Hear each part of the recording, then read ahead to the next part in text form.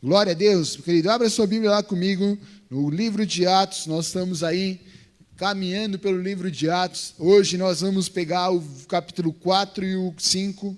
Então você presta atenção no momento de leitura. Nós vamos pegar o capítulo 4 lá no versículo 32 e vamos até o 11 do 5. Então nós vamos ler o 32, vamos já iniciar o capítulo 5 e vamos parar lá no versículo 11. Então se você está com Bíblia, acompanhe comigo. Caso você não esteja, ouça atentamente. São alguns versículos, então, para que você não se perca, preste muita atenção. E está aqui no telão também, glória a Deus. E a multidão dos que criam era um só coração, uma só alma, e ninguém dizia que algo possuía ou fosse seu, mas tinham todas as coisas em comum. E com grande poder os apóstolos davam testemunho da ressurreição do Senhor Jesus, e havia uma abundante graça sobre todos eles. E não havia nenhum necessitado entre eles, porque todos os que possuíam terras ou casas, vendendo-as, traziam o valor das coisas que foram vendidas, e depositavam aos pés dos apóstolos. E distribuía-se a cada homem segundo a sua necessidade. Então, José, a quem os apóstolos haviam sido apelidado de Barnabé, que traduzido é filho da consolação, levita do país de Chipre, possuindo terra, vendeu e trouxe o dinheiro e depositou aos pés dos apóstolos. Mas um certo homem chamado Ananias, com sua esposa Safira, vendeu uma propriedade e reteve parte do valor. Sabendo também sua esposa, e trazendo uma certa parte, a colocou aos pés dos apóstolos. Mas Pedro disse: Ananias, por que Satanás encheu teu coração para que mentisses ao Espírito Santo e retiveste parte do valor da terra? Guardando não ficaria para ti, e após ser vendida não estava sobre o teu próprio poder? Por que concebeste esta coisa em teu coração? Tu não mentiste aos homens, mas a Deus. E Ananias, ouvindo essas palavras, caiu e entregou o Espírito. E houve grande temor sobre todos que ouviram essas coisas. Levantando os jovens, enrolaram-no e carregaram para fora e o sepultaram. E houve um intervalo como de 3 horas. Entrou então sua esposa, que não sabia o que tinha acontecido. E Pedro lhe disse: Dize-me, vendeste por quanto aquela terra? E ela disse: Sim, por tanto. Então Pedro lhe disse: Por que pusestes de acordo ao tentar o Espírito do Senhor? Eis que estão aos pés, os que sepultaram o teu marido estão à porta, e carregarão a ti. E ela imediatamente caiu aos seus pés e rendeu o espírito. E entrando os jovens, acharam-na morta e levaram e sepultaram junto ao seu marido. E houve grande temor em toda a igreja e sobre todos que ouviram estas coisas. Pai, obrigado, Senhor, pela tua palavra. Fala conosco nessa noite, Deus. Queremos ser guiados e direcionados pela tua palavra. Lâmpada para os nossos pés, que assim seja, Senhor, a verdade da tua palavra e do teu reino estabelecida sobre nossa mente, sobre nossos corações, sobre nossas vidas nessa noite, Pai. Nós precisamos da revelação do Cristo, nós precisamos, ó Pai, da tua graça agindo e atuando em nossas vidas. E fala conosco mais uma vez, Pai, que nossas vidas, Pai, expressem aquilo que o Senhor tem e aquilo que o Senhor deseja, que possamos viver como Cristo viveu. Assim nós oramos e te agradecemos no nome de Jesus, Senhor. Amém. Você pode dar uma salva de palmas a Deus por isso?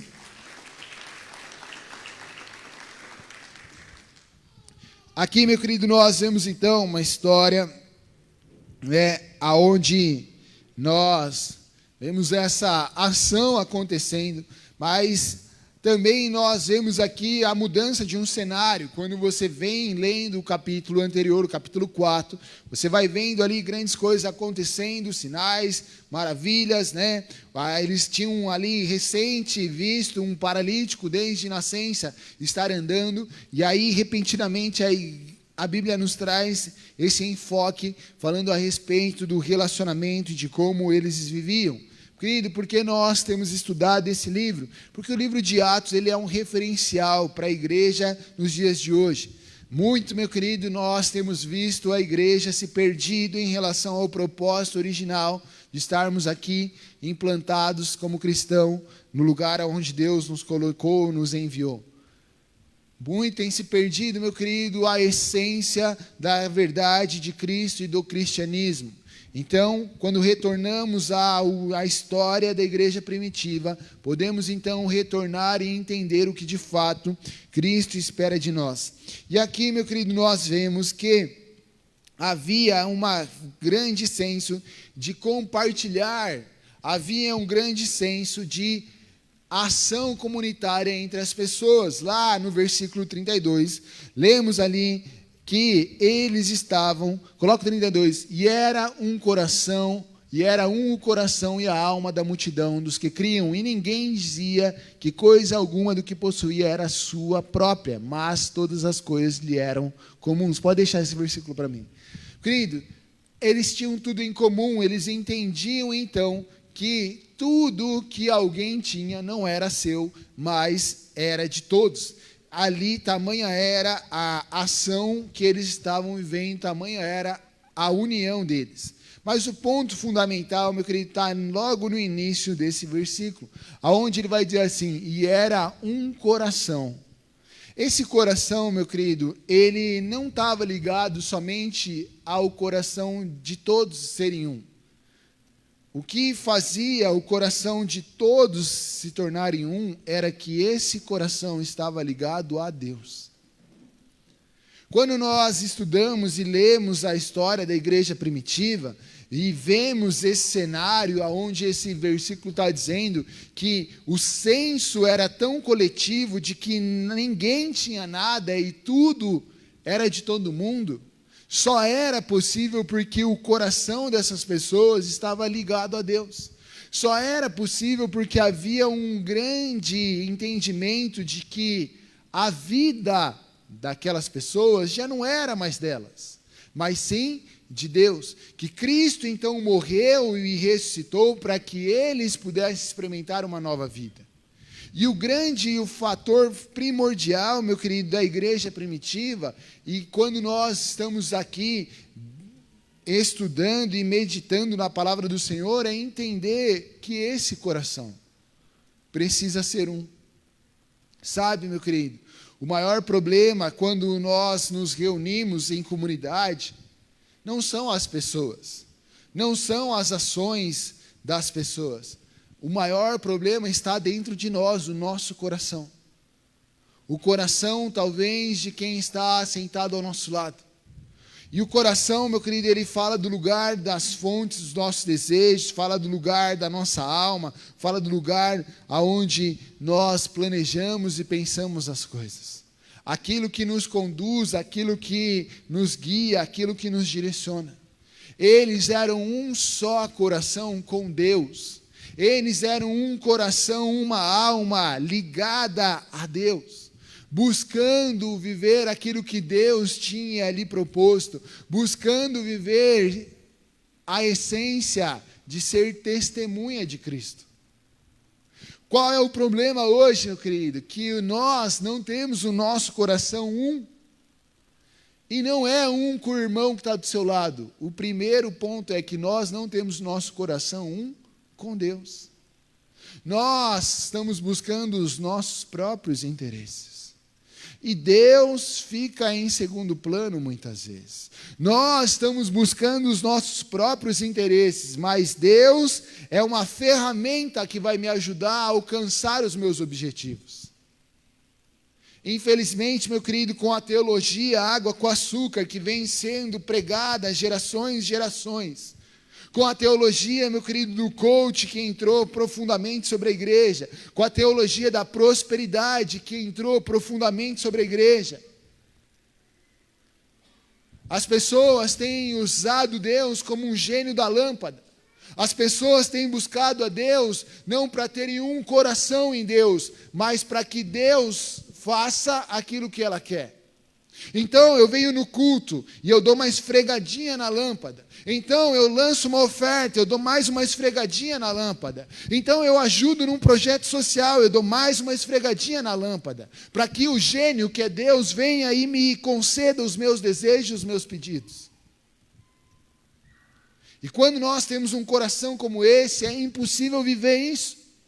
Por que eles podiam viver isso? Porque nada era deles, tudo era de Deus, e consequentemente, se era de Deus, então era de todos. Tem alguém me entendendo aqui? Dá tempo ainda, se você quiser assistir uma pregação Água com Açúcar e ir para outro lugar, meu querido. Porque, meu querido, essa é a verdade que nós precisamos pregar. E essa verdade que muitas vezes é difícil de ouvir. Mas se queremos viver e ser testemunhas de Cristo, essa verdade precisa estar aqui dentro de nós. E eu não estou te apontando o dedo, meu querido, estou trazendo uma reflexão para todos nós. Era um só coração, uma só alma, era só um desejo, era só um plano, era só um objetivo, era só alvo, um só caminho, Cristo. Então, pouco importa se você vai aparecer, se você não vai aparecer. Pouco importa se eu vou conquistar, se eu vou ganhar. Pouco importa o status, a posição que eu vou ter. Importa que Cristo seja pregado, anunciado, exaltado e vidas conheçam um Salvador. Era isso que estava no coração daquelas pessoas. Mas hoje, meu querido, infelizmente, as pessoas estão buscando os seus próprios interesses. E aí você vem então, meu querido, na igreja buscando os seus interesses. E não o interesse de Deus. E por consequência, então você também não vai estar interessado nas coisas de Deus. E as pessoas, os seus irmãos, são interesse de Deus. Porque ninguém tinha nada. E tudo era de todos. Porque eles estavam interessados em buscar a Deus exclusivamente. Porque eles estavam interessados em fazer a obra de Deus, anunciar, ser testemunhas. Eles viram, meu querido, lembra do episódio anterior? Eles viram Pedro e João sendo presos e sendo forçados, ameaçados a parar de pregar a palavra de Cristo. E a resposta deles, nós vimos no culto passado, é que eles pediram mais ousadia para continuar anunciando Cristo. Então esse senso e esse coração e essa alma voltada a Deus, permitia então que eles vivessem dessa forma. Aonde, meu querido, era importante mais a ação de caridade e o amor entre os irmãos. Esse coração voltado a Deus. Agora, meu querido, por que eu não consigo amar quem está à minha volta? Porque eu não entendi o amor de Cristo na minha vida. Nós vamos ceiar hoje, comer do corpo de Cristo e beber do sangue de Cristo. E a Bíblia vai dizer, da mesma medida que você perdoar, você será perdoado. Da mesma medida, meu querido, que você então recebe o perdão de Deus, você passa a perdoar quem está à sua volta.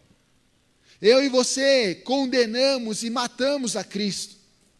Através dos nossos pecados, através de nossas iniquidades, fizemos com que Cristo se tornasse o sacrifício em meu e seu lugar. E eu e você, pela graça de Cristo, pela graça de Deus, fomos perdoados. Mas eu não posso perdoar o irmão que me fechou no trânsito. Mas eu não posso perdoar o irmão que não me deu boa noite. Mas eu não posso perdoar o irmão que passou a perna em mim. Porque o meu coração não está voltado a Deus.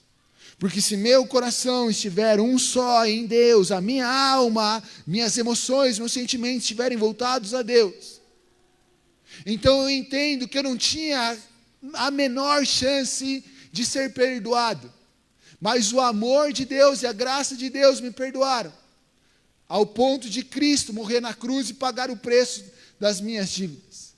Como agora, então, eu não posso perdoar quem está ao meu lado?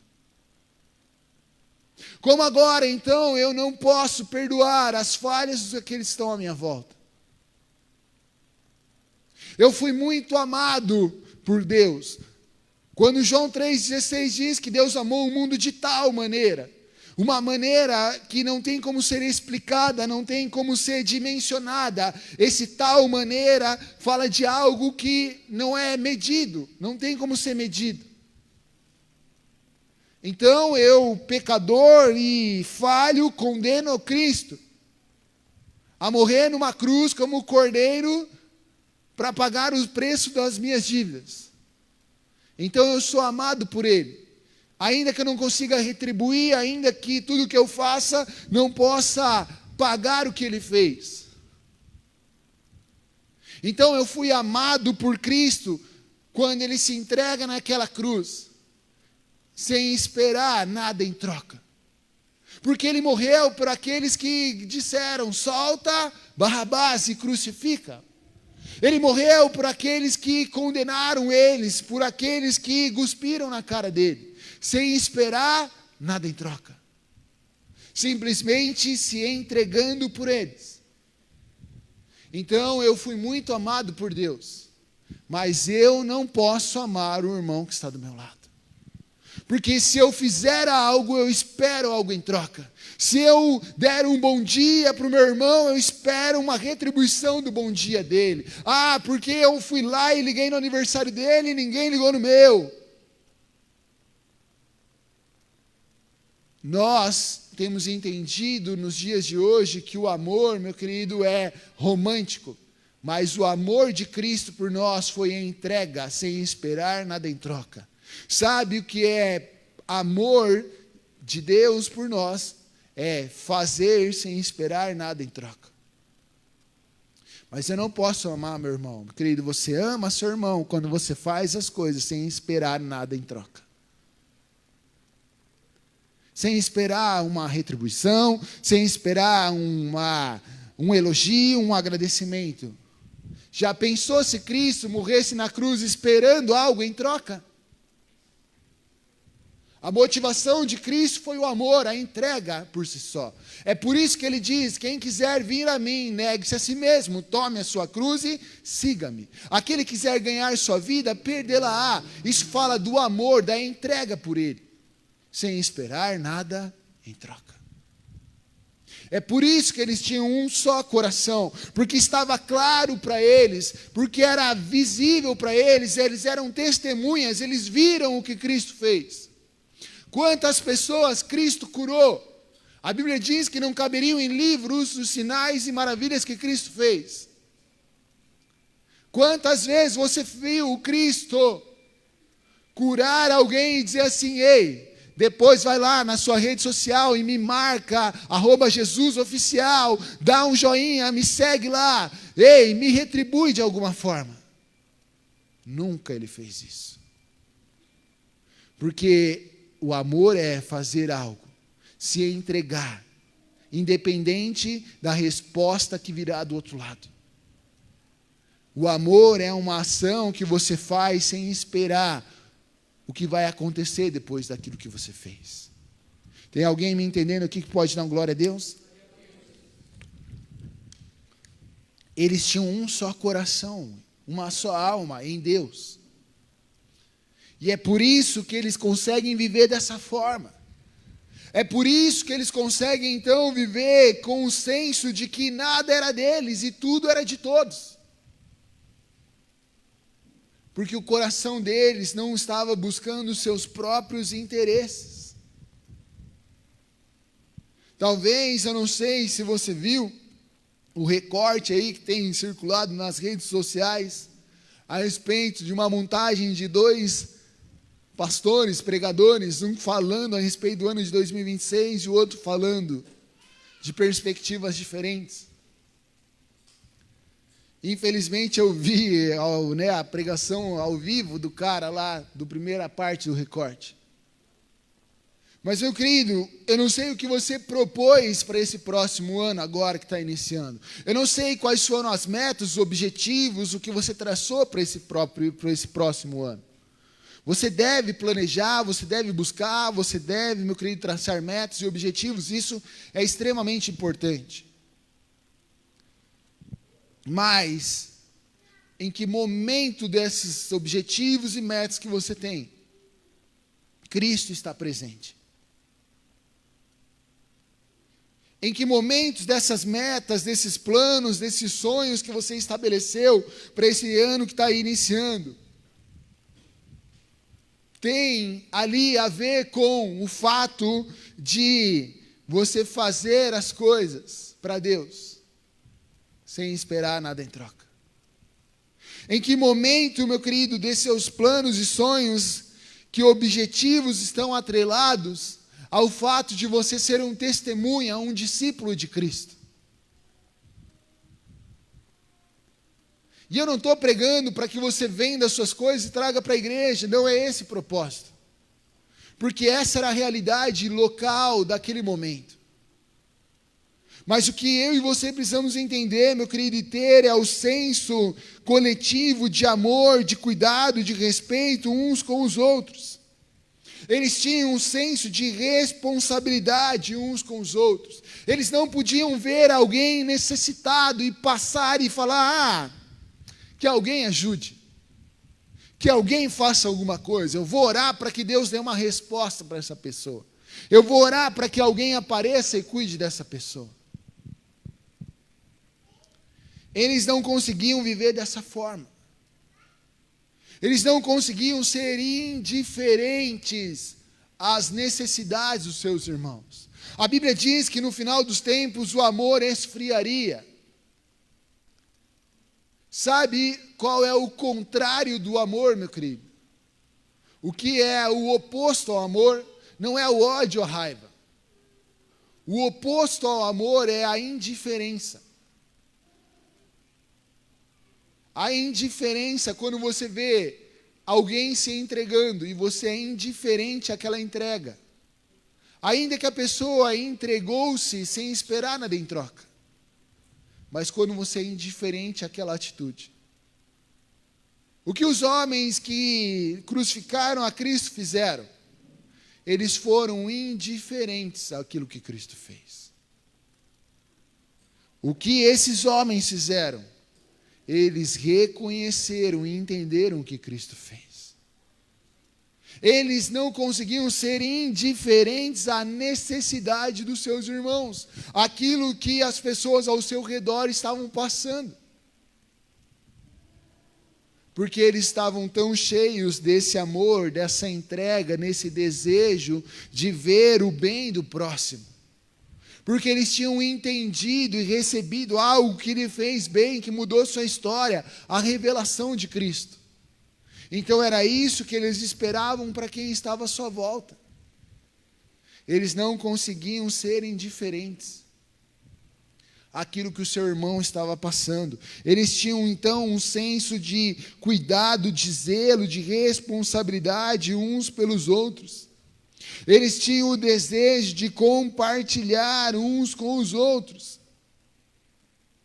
E não porque era uma obrigação, não porque era uma lei, não porque era algo estabelecido, mas porque era algo gerado em seus corações. Nós vamos ler na sequência ali, então, que Barnabé vai lá e vende suas terras e leva aos pés dos apóstolos, para que ali, então, as necessidades das pessoas fossem supridas. Não havia, então, um plano, não havia uma regra, não havia um mandamento, um direcionamento. Olha, se você vê alguém passando necessidade, vá lá, venda suas coisas e ajude o irmão. Não, não. Eles faziam isso de ação própria. Eles faziam isso gerados pela comoção e pelo entendimento de cuidar uns dos outros. Não era uma regra, não era algo que eles estabeleceram preditadamente, mas era algo que fluía de dentro deles, devido ao coração deles estar voltado a Deus. Puxa, eu estou vendo meu irmão passar necessidade, eu preciso fazer algo. Eu só tenho uma ferramenta, eu só posso fazer algo. Então eles vendiam suas terras e ali ajudavam. O contexto era de que eles estavam sendo subjugados por um império e ali eles sofriam necessidades, muitas vezes, de alimentação, necessidade, meu querido, básica de vida. Diferente do cenário, talvez, local que a gente enfrente hoje. Eles tinham esse senso, meu querido, de agir em caridade, mas era algo que brotava do coração deles. era algo que brotava dentro deles. Eles não conseguiam, meu querido, ser alguém, olhar para alguém e ver aquela pessoa sofrendo, e não entender que aquela era uma resposta que Deus estava esperando de alguém que estava vendo. Sabe, nos nossos dias hoje, e não é isso que nós precisamos fazer. Eu não estou falando para você vender suas coisas e trazer para a igreja, não, meu querido. Hoje ainda tem pessoas que passam necessidade, sim, mas há muitas formas e muitos meios de fazer isso e ajudar essas pessoas. Nós temos a assistência social da igreja, que temos também auxiliado e ajudado essas pessoas. Então há outras formas diferentes desse contexto. Mas o que eu entendo, que, meu querido, que é fundamental é entendermos essa responsabilidade que nós temos. Hoje, a necessidade das pessoas talvez não seja que você venda seus bens, traga o dinheiro e então a igreja ajude essa pessoa com uma manutenção básica de vida, alimento, essas coisas. Hoje as pessoas têm outras necessidades. Necessidades emocionais, necessidades de correção de caráter e de transformação. Barnabé, meu querido, ele não foi instruído por Pedro ou João, que ali, principalmente Pedro, você vai ver ele aparecendo como um líder ali da igreja. Barnabé não chegou e falou: Pedro, eu tenho visto muitas famílias necessitadas. E aí, o que fazer? Você não vê Pedro dizendo assim: vá, venda as tuas terras, traga, e aí nós cuidaremos dessas pessoas. O texto diz que ele, por vontade própria, pelo entendimento próprio, vai lá, vende suas terras, então leva os recursos para que, assim, ele fazendo parte, sendo um apóstolo, ajudasse essas pessoas. Nós, meu querido, estamos diariamente vendo necessidade das pessoas ao nosso redor. Você, no seu ambiente de trabalho, vê a necessidade de quem senta ou quem compartilha o ambiente de trabalho com você. A pessoa que precisa de um direcionamento, a pessoa que precisa de uma oração, a pessoa que precisa de um cuidado, a pessoa que precisa de uma instrução, a pessoa que precisa de uma revelação de Cristo. Maior necessidade que as pessoas à nossa volta têm, meu querido, hoje, mais do que alimento, mais do que um lugar para morar, algo para vestir. A necessidade que as pessoas têm à nossa volta é de entender quem é Cristo em suas vidas. E é tão triste quando eu e você não entendemos e não reconhecemos essa necessidade das pessoas que estão ao nosso redor. Quando você vê pessoas desesperadas, buscando drogas, buscando coisas para satisfazerem a sua alma, aí está evidenciado que elas estão necessitadas de uma revelação de quem é Cristo. Quando você vê pessoas desesperadas fazendo coisas por fazer, tentando elevar o seu ego, e tentando elevar a sua vaidade, ali está uma resposta de alguém necessitado. E não é de comida, e não é de vestimenta ou de moradia, mas de uma revelação de Cristo em sua vida. E o que eu e você temos feito com essa necessidade daqueles que estão à nossa volta? Tem alguém que está me entendendo aqui, pode dar uma glória a Deus? Não vamos longe, meu querido. Vamos então andar aqui dentro das quatro paredes. Quando Deus nos chama para viver em comunidade juntos, então, é para que nós possamos auxiliar uns aos outros em nossas necessidades, em nossas fraquezas, em nossas atitudes ou em nossas debilidades. Mas o que nós fazemos? Nós fechamos nossos olhos, para aquilo que meu irmão está passando, porque eu penso no que eu estou passando. Eu bem queria ajudar ele, mas você não sabe o que eu estou passando. Eu bem queria poder fazer alguma coisa pelaquela pessoa, mas se você soubesse o que eu passo, tire os seus olhos e o seu coração de você e coloque seus olhos e seu coração em Cristo. Por consequência, Ele vai te levar a olhar pelas pessoas. E eu não estou falando para você deixar de cuidar de si e da sua vida. Mas muitas vezes nós valorizamos os nossos problemas e as nossas necessidades, numa tentativa de apagar as necessidades daqueles que estão à nossa volta. Pelo orgulho, inconscientemente, nós olhamos simplesmente para as nossas debilidades, porque não queremos fazer algo pela debilidade de quem está à nossa volta.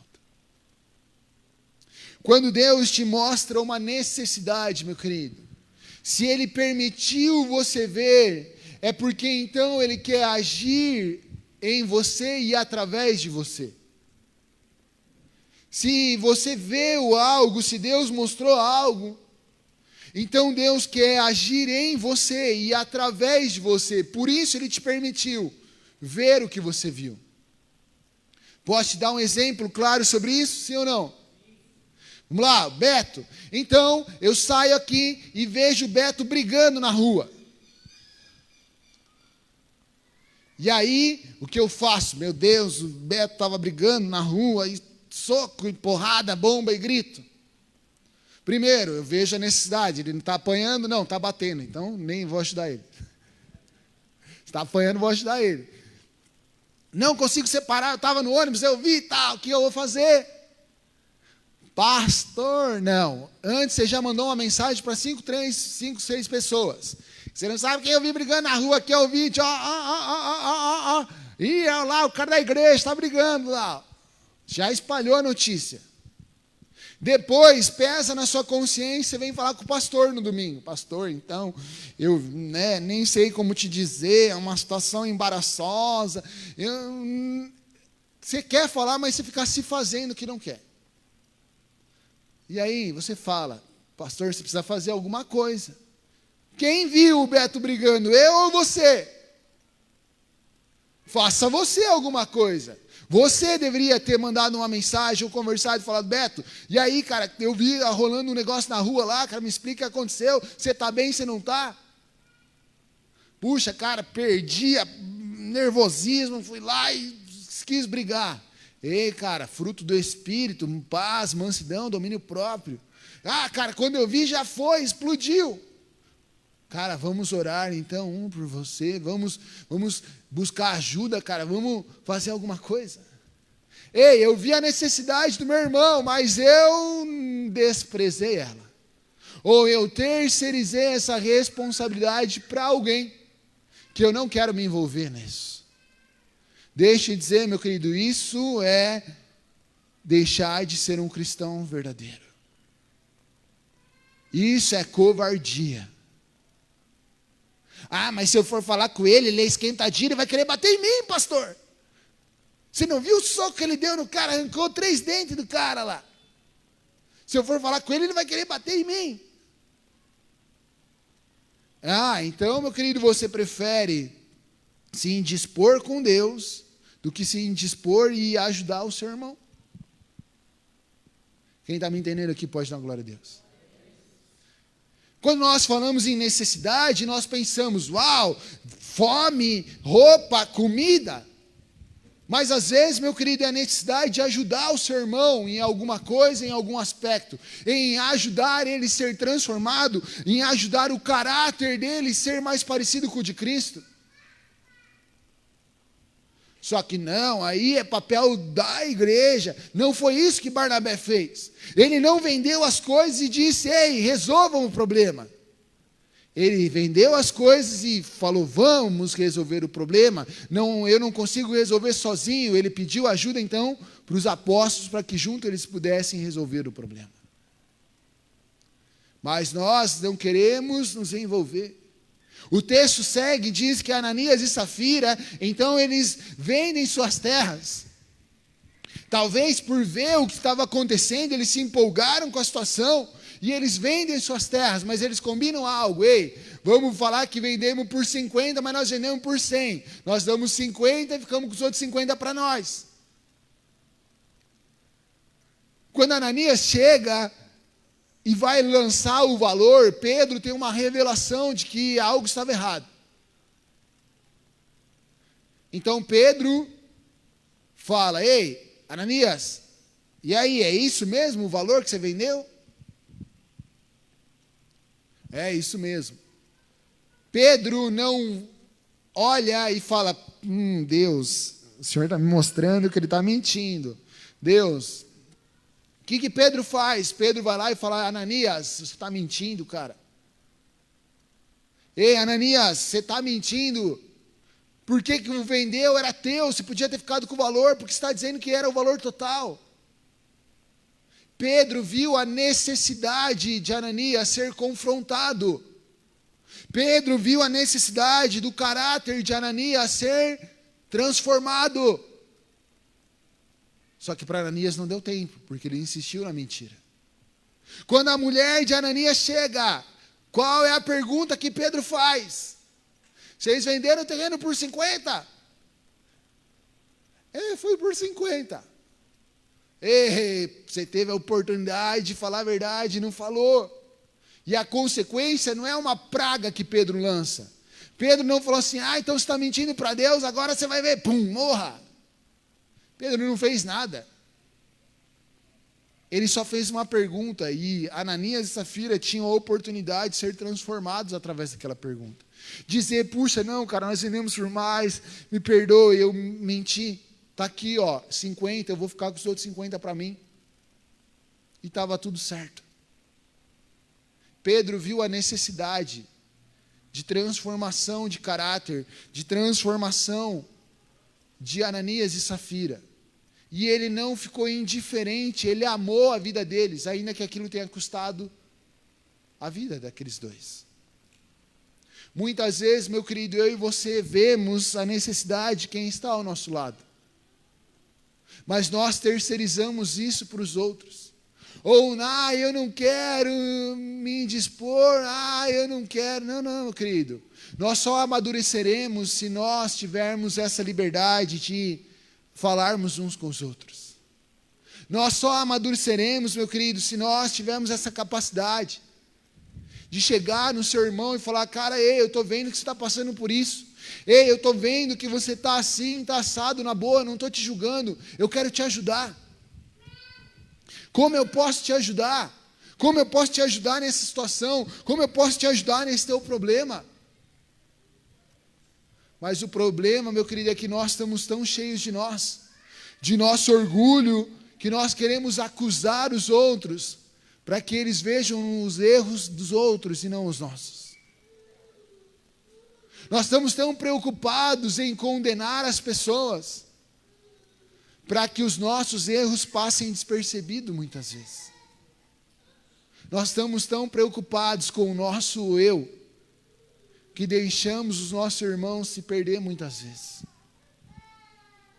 Tem alguém me entendendo aqui que pode dar uma glória a Deus? Não é responsabilidade do pastor, dos líderes, daqueles que cuidam e estão aqui, meu querido, cuidando de vidas. Responsabilidade de todos nós. Se Deus te permitiu ver, é porque Ele quer atuar em você e através de você.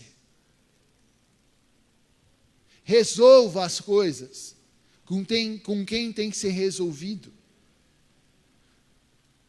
Gere uma atitude de amor, de empatia, de compaixão pelo seu irmão. Não de acusação ou de condenação.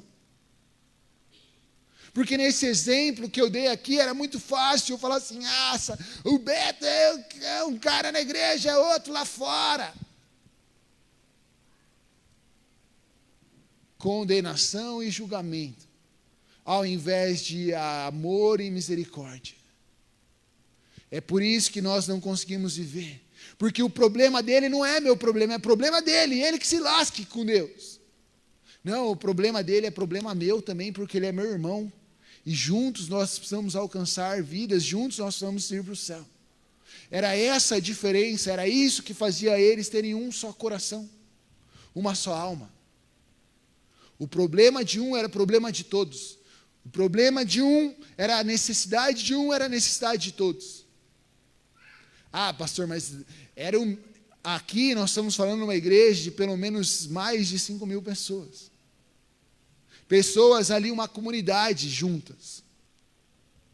E à medida que eles iam vivendo dessa forma, mais e mais pessoas iam se achegando. A Bíblia nos ensina a amar ao próximo como Cristo nos amou. Não como você se ama, como Cristo te amou. Cristo morreu na cruz por mim e por você, sem esperar nada em troca. Ah, mas eu vou ajudar a pessoa e depois... Querido, se Deus te mostrou, ore para Deus te mostrar como, que estratégia você vai ajudar essa pessoa. Barnabé viu a necessidade, ele entendeu, guiado por Deus, e vendeu suas terras, e usou os recursos para ajudar aquelas pessoas. Se você então vê a necessidade de um irmão seu, Deus vai te guiar e te direcionar para auxiliar essa pessoa.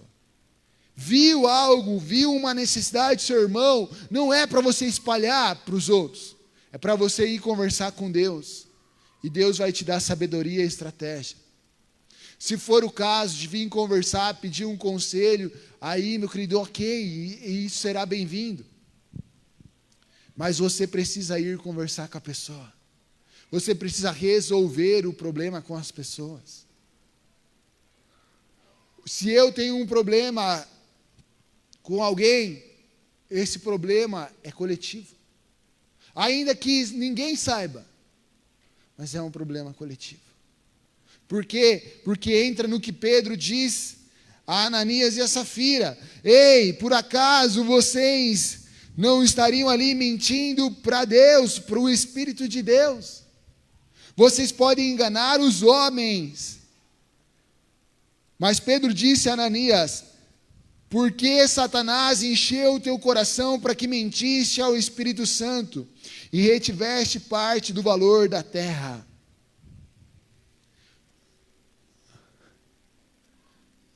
Aonde Satanás encheu a vida de Ananias? Aonde Satanás agiu na vida de Ananias? No coração.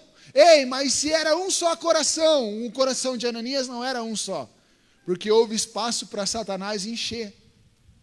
Satanás só pôde encher o que estava vazio. Se o coração de Ananias estivesse tão cheio de Deus, se o coração de Ananias estivesse tão cheio do amor ao próximo, Satanás ia bater na portinha do coração de Ananias e dizer: ei, está cheio, aqui eu não posso entrar. Cuidado, meu querido. Se você é o primeiro a apontar o dedo e a acusar e a julgar as pessoas, porque teu coração pode estar bem vazio e alguém que não é Cristo está enchendo ele de coisas. Um coração cheio de Deus, ao invés de apontar o dedo, estende as mãos e diz: irmão, eu não sei tudo, eu não sou bom, mas eu posso tentar te ajudar de alguma forma. Coração cheio, que talvez nem sabe o que fazer, não sabe nem como pode ajudar, mas está disposto. Coração cheio de Deus. É por isso que eles não tinham nada e tudo era de todos, porque a mão deles estava pronta para acolher e não para acusar. Porque Ananias sofreu o que sofreu? Porque seu coração estava vazio, vazio das coisas de Deus. Seu coração não era um com o de todos. Cuidado, meu querido. Você está num ambiente cheio de pessoas imperfeitas que vão errar, que vão vacilar. Eu vou errar, eu vou vacilar, eu vou fazer aquilo que talvez não vai te agradar. As outras pessoas da igreja vão fazer coisas que também não vão te agradar. Se o teu coração está cheio de Deus, você vai falar e procurar solucionar o problema. Agora, se o seu coração não está cheio de Deus, há um espaço para que Satanás venha e lance dúvidas e mentiras no seu coração. O que ele lançou no coração de Ananias e Safira? Mentira. Cobiça, ganância, orgulho, avareza. Tudo aquilo que é contrário ao que Deus espera de nós. Sabe, meu querido, se o meu e o seu coração estão vazios das coisas de Deus, aí nós vamos facilmente cair nas mãos do diabo. Se o meu e o seu coração estão vazios do amor de Deus, da palavra de Deus, do caráter de Deus, da ação de Deus, então tem muito espaço para que Satanás venha e encha ele de outras coisas e porcarias em nossas vidas. E a gente olhe para a necessidade dos irmãos e ache que as nossas necessidades são maiores. Sabe o que Ananias e Safira fizeram? Eles viram a necessidade das pessoas. E falaram, vamos fazer como todo mundo faz, vamos vender. Mas também nós temos uma necessidade. Vamos vender por 100, vamos ficar com 50. O valor é hipotético aqui, tá, meu querido? A Bíblia não diz o valor. Mas vamos ficar com 50 para nós, porque também nós temos necessidades. Eles olharam muito mais para a necessidade dele do que as dos outros. Quando o meu e o seu coração está tão cheio de Deus, meu querido, nossas necessidades ficam em segundo plano. Porque a maior necessidade que temos é agradar a Deus e fazer as coisas que Deus nos pediu para ser feita. É amar aqueles que estão ao nosso redor. É amar ao próximo como Cristo nos amou. Amar aqueles que estão ao nosso redor como Cristo. E amar, meu querido, muitas vezes é disciplinar, corrigir também. Então eu vejo a necessidade de correção na vida do meu irmão, mas eu sou omisso e não falo nada. Como que o pastor não está vendo o cara fazer isso e aquilo? Ei, meu querido, eu não tenho bola de cristal, eu não estou aqui, não sou o solucionador de todos os problemas. Se Deus te permitiu ver, é porque Ele quer agir em você e através de você. Ore, peça graça, sabedoria, amor e compaixão e traga a correção para a vida do seu irmão. Esse é um ambiente de maturidade, esse é um ambiente, meu querido, que nós precisamos viver. Se eu não tenho coragem de falar com o meu irmão, então, meu querido, alguma coisa está muito errada. Porque eu não vou falar para acusar, eu vou falar por amar a vida dele, para que ele não caia em outro precipício, para que ele possa ser transformado.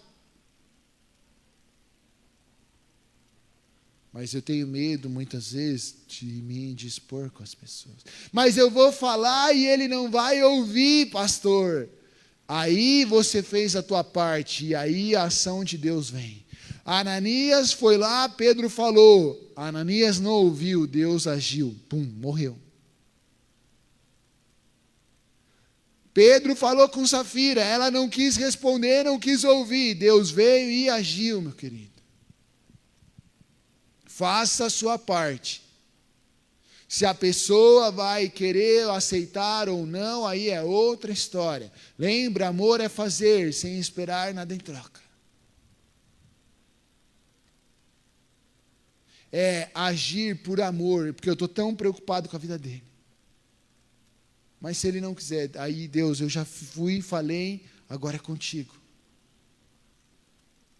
Talvez tenha que vir mais 2, 3 falar e aquela pessoa entender. Ou talvez mais 2, 3, 5, 10, 20 falem e aquela pessoa nunca entenda.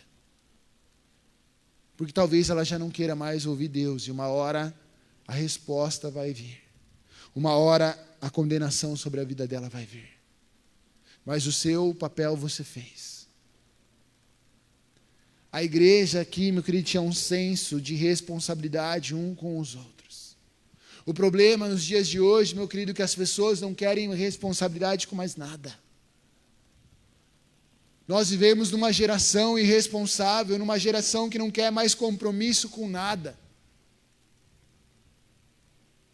Que não quer mais entender direitos e deveres, ou na verdade só quer os direitos, mas não quer a parte dos deveres.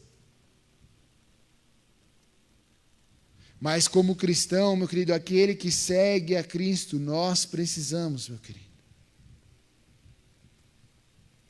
entender a responsabilidade que nós temos. Entender e ter o senso de amor e de cuidado com a vida de quem está ao nosso lado. Ananias e Safira, meu querido, eles pecaram, não só quando eles mentiram contra Deus, mas quando eles permitiram que o coração deles fosse cheio por Satanás.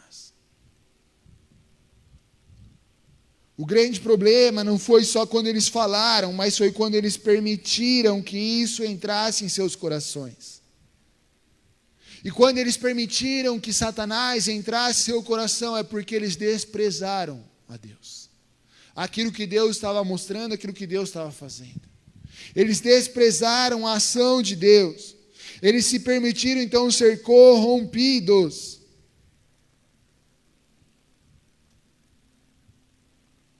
Sabe, meu querido, nesse ano de 2026, o que eu espero para você e para todos nós, é que o nosso coração seja um só com Deus. Que o nosso coração e a nossa alma seja um só com Deus. E é tudo dele. Então, se é tudo dele, é tudo nosso também. As habilidades que eu tenho, então eu vou usar para ajudar quem está ao meu lado. Porque não é minha, é dele. O dom que eu tenho, o talento que eu tenho, não é mais meu, é de Deus. Então eu uso em prol de todos. Eu falei isso numa aula de discipulado. Nós estávamos numa obra aqui na igreja, já era tarde da noite, nós estávamos mexendo aqui na igreja, trocando luz, nem sei o que a gente estava fazendo. E normalmente a gente vem num grupo ali de 5, 6 no máximo. De repente chega um irmão e ele traz um bolo. E ele falou assim, quem mandou esse bolo foi a irmã. Ela não pode vir na obra, ela nem sabe como ajudar na obra. Mas ela viu uma necessidade. Puxa, eles vão estar lá arrumando a igreja, talvez em algum momento eles sintam fome. Eu vou mandar um bolinho para eles. Com a habilidade, com o talento, com aquilo que ela tinha em suas mãos, ela viu necessidade e se dispôs a ajudar. Sabe, meu querido, tudo aquilo que Deus coloca em sua vida não tem a ver com você, tem a ver com Ele. Isso tem a ver com Ele, tem a ver com todos. As características, os talentos, as habilidades, o dom que Ele coloca na sua vida. Não é para você, é para Ele. E se é para Ele, tem a ver com quem está à sua volta. Se o seu coração é um com Ele, então o seu coração é com todos. Puxa, mas é tão difícil, pastor, essa vida prática. Sabe por que é tão difícil? Porque o nosso coração não é com Ele. Sabe por que se torna tão difícil? Porque muitas vezes o nosso coração não é um só com Ele. Nós colocamos o orgulho, nós colocamos os nossos traumas, nós colocamos as nossas dores, nós colocamos as nossas expectativas. Puxa, mas um dia eu fiz e eu... Ei, então você não fez porque você amou. Porque quando você esperou algo em troca, não era amor. Amor é fazer sem esperar nada em troca. Amor é fazer, independente se vão retribuir o que você fez ou não fez. Sabe quantas mensagens essa irmã que mandou o bolo recebeu? Dos que estavam aqui dizendo, irmã, obrigado, o bolo estava uma delícia. Talvez ela esteja ouvindo isso hoje, pela primeira vez. Talvez o irmão que levou o bolo falou, a galera te agradeceu pelo bolo, porque foi pedido para ele fazer isso. Mas ela fez por amor, sem esperar nada em troca. Talvez só a forma ela queria de volta. Né? Bom devolver a forma. Mas, querido, Talvez está o machucado seu coração. Talvez porque você fez algo, esperando algo em troca.